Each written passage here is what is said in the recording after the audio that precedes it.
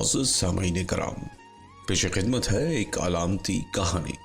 मेरा यकीन जानिए, अलामती कहानी शजरे ममनुआ हरगिज़ नहीं। ऐसा हरगिज़ न होगा कि अलामती कहानी लिखने या पढ़ने से आपको उर्दू और हिंदी अदब की जन्नत से बेदखल कर दिया जाए। पेश खिदमत है मेरी अपनी लिखी हुई एक अलामती कहानी और मैं हूँ आपके साथ फैसल सईद जरगाम।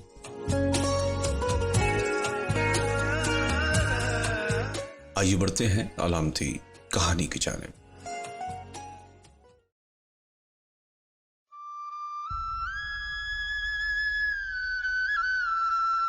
हम दोनों गिरजाघर की सीढ़ियों पर बैठे आपस में बातें कर रहे थे। अक़ब में एक देव क़ामत मुजस्सिमा नस्ब था।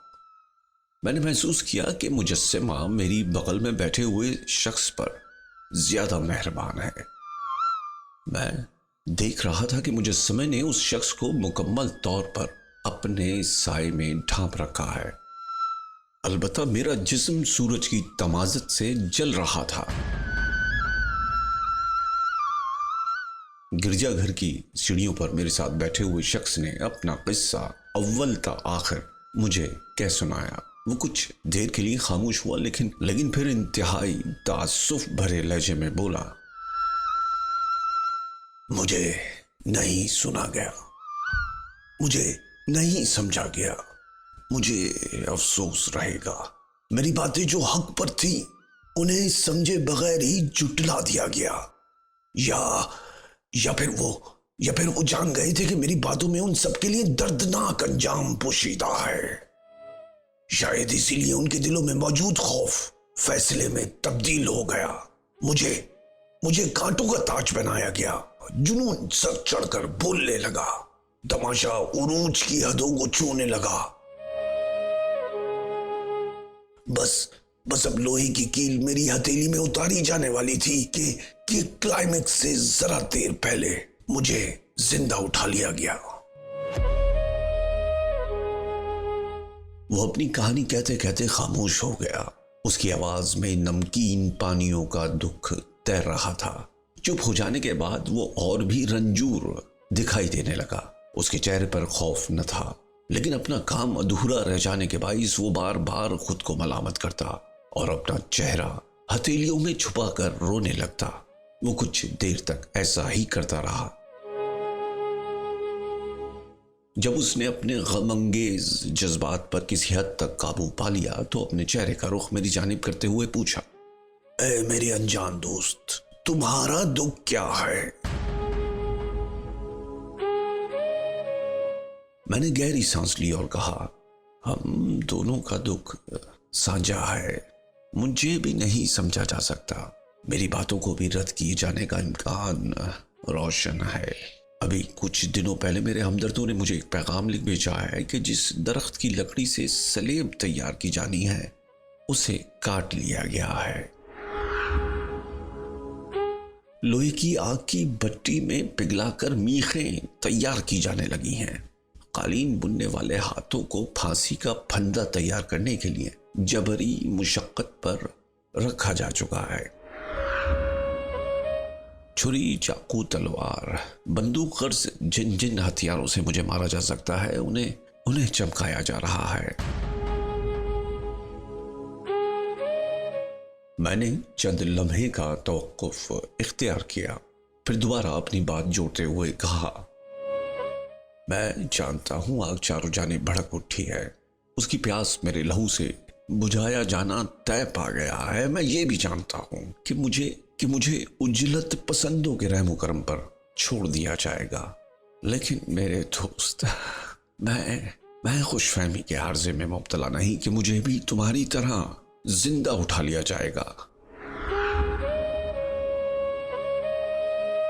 मैंने अपनी बात मुकम्मल की और फिर खामोश हो गया। हम दोनों बहुत देर तक खामोश रहे। दफातन मेरे बगल में बैठे हुए शख्स की आंखें सिनेमा के पर्दे की तरह चमकने लगी। उसकी आंखों में मेरे कत्ल किए जाने का मंजर दौड़ने लगा। मैं उस शख्स की आंखों में देख रहा था कि एक खंजर मेरी शहरत तक बस पहुंचने ही वाला है, कबल इसके कि खंजर मेरी गर्दन पर फेरा जाता उस शख्स ने अपनी आंखें बंद कर ली। मैं झुंझला गया और बुलंद आवाज में चिल्लाते हुए बोला, तुमने तुमने अपनी आंखें क्यों बंद कर ली? तुम्हें हरगिज ऐसा नहीं करना चाहिए था। मैं अपने गले पर खंजर चलते हुए देखना चाहता था। मैं ये भी देखना चाहता था कि मेरा खून हवा में कितनी बुलंदी तक उछलता है, और क्या वो आसमान में छेद करते हुए उससे भी आगे निकल जाता है या फिर हवा में ही कहीं जम जाता है। उसने हैरत से मेरी जानिब देखा और फिर कहा, तुम्हारी झुंझलाहट बजा है, पर तुम्हारी शरक बस कटने ही वाली थी। ये मंजर इंतहाई दर्दनाक होता। मुझे लगा कि कहीं तुम खौफजदा होकर अपने इरादों से न पलट जाओ, बस इसलिए यही मुनासिब समझा।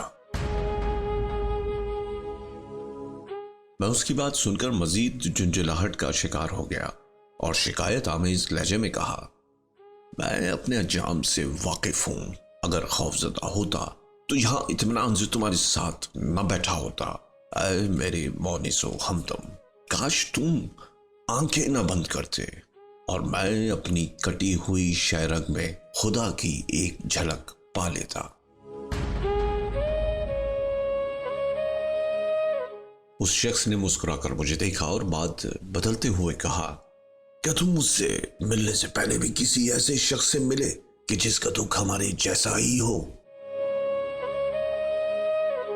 मैंने कुछ लम्हों का तवक्कुफ इख्तियार किया और बोला, हाँ, तुमसे पहले मैं एक शख्स से मिला था।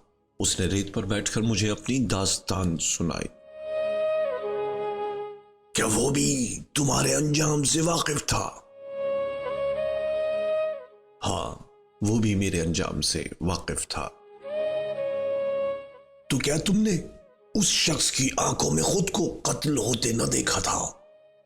मैंने साथ बैठे शख्स का सवाल सुनकर अपना अंगूठा हथेली पर मसलते हुए कहा, नहीं, मैं उसकी आंखों में खुद को कत्ल होता देखने से महरूम रहा। वो क्यों भला? क्या उस शख्स ने भी मेरी तरह तुम्हारी शरक कटने से पहले अपनी आंखें बंद कर ली थी? नहीं, ये नौबत ही नहीं आई। भला ऐसे क्यों? मेरे साथ बैठे शख्स ने मुझसे इस्तिफसार किया। मैंने इंतहाई रंज के आलम में कहा, क्योंकि उसकी आंखें मौजूद न थीं। मेरा जवाब सुनकर उस शख्स की दिलचस्पी और भी बढ़ गई। उसने मजीद जानने के लिए मुझसे पूछा, लेकिन तुम्हें उसका चेहरा तो याद होगा? मुझे बताओ, वो कैसा दिखता था? उसे पहचानने में शायद मैं तुम्हारी कोई मदद कर सकूं। नहीं मेरे दोस्त, मुझे अफसोस है कि मैं उसका चेहरा भी नहीं देख पाया।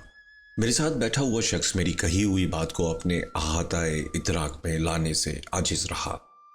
वाए हैरानगी से दरियाफ्त किया, क्या कहा तुमने? तुम उसका चेहरा ना देख पाए? क्या हवा के बगुलों ने तुम्हारी आंखों में रेत भर दी थी जो उसका चेहरा तुम्हें दिखाई ना दिया? मैंने इंतहाई कर्ब के आलम में अपने माथे पर उभरते पसीनों को अपनी हथेली से रगड़कर साफ करते हुए कहा, दोस्त, मैं क्यों कर उसका चेहरा देख पाता? सच यही है कि उस शख्स का चेहरा मेरी आंखों के सामने मौजूद ही न था। उस सरबुरीदा इंसान का चेहरा उसकी आंखों समेत कहीं और दफन था। बस वो मुझसे अपनी कहानी कहकर उठा और कपड़ों से रेत झाड़कर अपनी सर की तलाश में निकल पड़ा।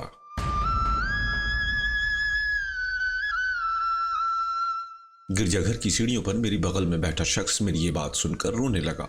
वह इंतहाई दर्द भरी आवाज से रोता और कहता, हाँ हाँ, मैं उस शख्स को जानता हूं। हाँ, मैं उस शख्स को जानता हूं। उसका दुख भी हमारे जैसा ही है। उसका दुख भी हमारे जैसा ही। हाय कि उसका कलेज भी चबाया गया। हाय कि उसे भी नहीं सुना गया, उसे भी झुठला दिया गया।